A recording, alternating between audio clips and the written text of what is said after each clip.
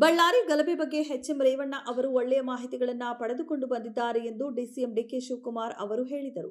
Janardhana Reddy Z ಶ್ರೇಣಿ ಭದ್ರತೆ ನೀಡುವಂತೆ ಪತ್ರ ಬರೆದಿರುವ ವಿಚಾರವಾಗಿ ಪ್ರತಿಕ್ರಿಯಿಸಿದ ಡಿಸಿಎಂ, ಝೆಡ್ ಆದರೂ ಕೇಳಲಿ, ಇರಾನ್ ಆದರೂ ಅಮೆರಿಕಾದಿಂದಲಾದರೂ ಸೆಕ್ಯೂರಿಟಿ ತರಿಸಿಕೊಳ್ಳಲಿ, ಇವರು ಯಾರನ್ನಾದರೂ ನೇಮಿಸಿಕೊಳ್ಳಲಿ, ಬೇಡ ಎಂದವರು ಯಾರು ಎಂದು ವ್ಯಂಗ್ಯವಾಡಿದರು.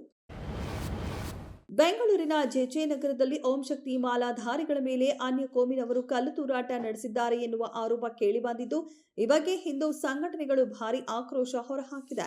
ಘಟನೆ ಸಂಬಂಧ ಜೆಜೆಆರ್ ನಗರ ಠಾಣೆಯಲ್ಲಿ ಎಫ್ಐಆರ್ ದಾಖಲಾಗಿದೆ.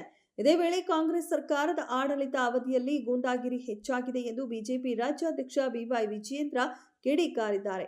ಟ್ವೀಟ್ ಮೂಲಕ ಘಟನೆಯನ್ನ ಖಂಡಿಸಿದ್ದಾರೆ.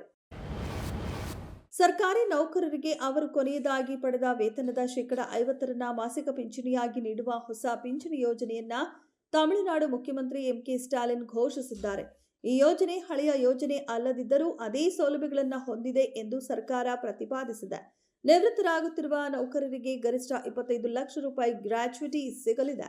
ಸೇವೆ ಸಲ್ಲಿಸುತ್ತಿರುವ ಸರ್ಕಾರಿ ನೌಕರರಂತೆ ನಿವೃತ್ತ ನೌಕರರು ಕೂಡ ವರ್ಷಕ್ಕೆ 2 ಬಾರಿ ತುಟ್ಟಿ ಭತ್ಯೆ ಪಡೆಯಲಿದ್ದಾರೆ.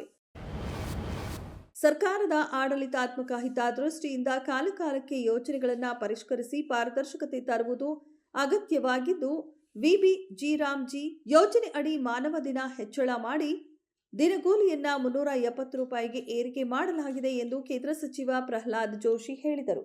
ಪರಿಷ್ಕೃತ ಯೋಜನೆ ಅಡಿ ಕೂಲಿ ಕಾರ್ಮಿಕರ ಬಯೋಮೆಟ್ರಿಕ್ ಜಿಪಿಎಸ್ ಆಗುವುದರಿಂದ ನೇರವಾಗಿ ಅವರ ಖಾತೆಗೆ ಕೂಲಿ ಹಣ ಸಂದಾಯವಾಗುತ್ತದೆ. ಮಧ್ಯವರ್ತಿಗಳ ಹಾವಳಿ ಇಲ್ಲದಿರುವುದು ಕಾಂಗ್ರೆಸ್ಗೆ ಸಂಕಟವಾಗಿದೆ. ಹೀಗಾಗಿ ಗಾಂಧೀಜಿ ಹೆಸರು ತೆಗೆಯಲಾಗಿದೆ ಎನ್ನುತ್ತಾ ಆರೋಪಿಸುತ್ತಿದೆ ಎಂದು ಕಿಡಿಕಾರಿದರು.